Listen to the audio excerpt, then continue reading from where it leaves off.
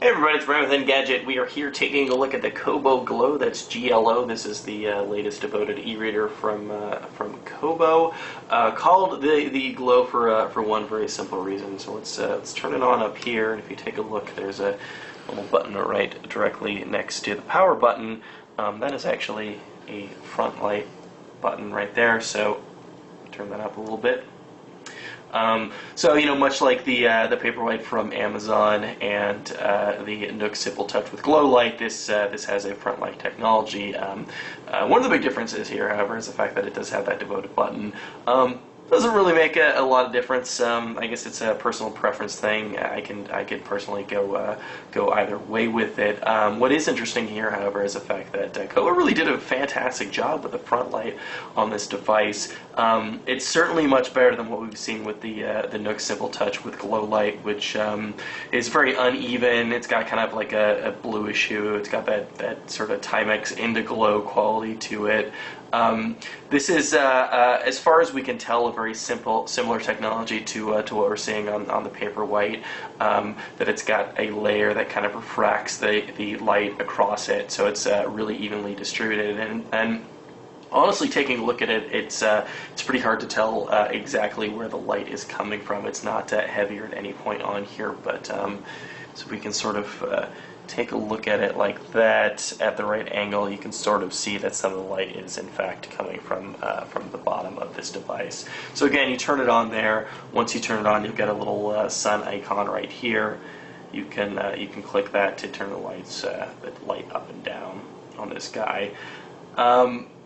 In terms of software, it's not too different than what we saw with the Kobo Touch, the last generation from the company. It's got kind of a very basic layout right here. This will give you all the things that you've read recently in order from largest to smallest. That's the most recent read. It's got this new Discover feature right here,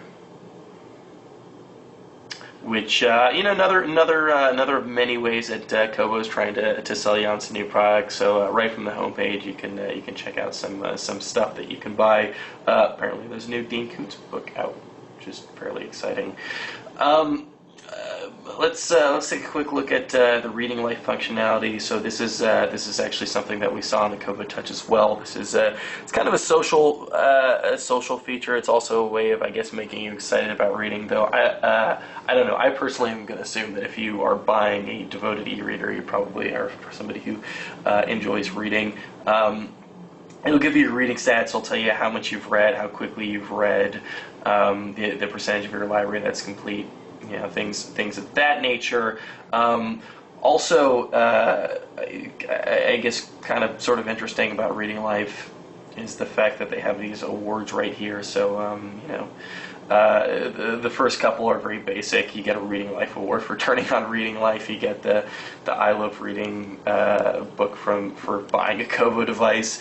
But I guess a way of sort of challenging yourself. There's a Facebook award right here. You get that when you tie to your Facebook account, when you become that annoying person who has all of your status updates immediately sent to your feed, so everybody knows just how much you're reading on the device. In terms of the actual reading experience, it's pretty basic. You get this pretty standard layout right here. If you tap right here, however, you can get some options.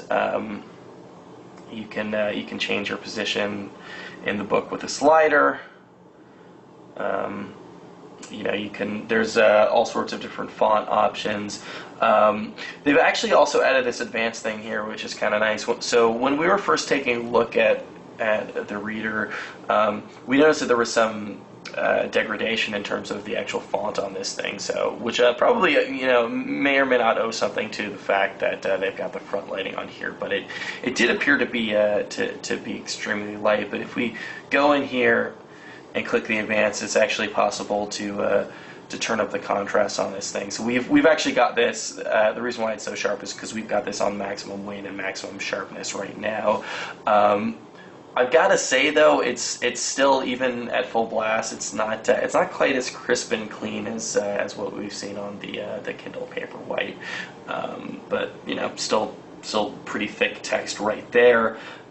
Take you around a little bit of a tour on the device. So we've got the micro USB slot on the bottom, so that's nice. A pretty ubiquitous charger for this guy. Over on here, we've got the micro SD slot, so it's got 2 gigs of memory built into it, and you can expand it there. So that's similar to what we've seen on the Nook, but something that Amazon has never featured in any of the Kindle devices. Always a nice option, not totally necessary, however, because you've got cloud syncing on this thing, so you've got unlimited storage in that respect. Nothing to look at over there. And then, as we showed you earlier, we've got the power button and the devoted light button right there on the top. And then on the back, this is going to look familiar to anybody who's ever owned or even seen a Kobo device in the past. They're keeping this lattice diamond pattern on the back. What was actually, I think, at least in the touch there to really kind of help you keep some grip on the device is really, it's just kind of an aesthetic choice at this point. It's a nice soft touch back. I mean, the whole product is, it feels nice to the touch, but like the Kindle and unlike the Nook, I mean, it's a basic slate. So, in terms of form factor, I think we still prefer the Nook Simple Touch, which has the concave back and some nice bezels to hold on to on the front. But otherwise, this is actually it's a really nice reader from Kobo. It's $129, a little bit more than the Nook right now, about $10 more. But all in all, I think Kobo's done a pretty fine job with this guy.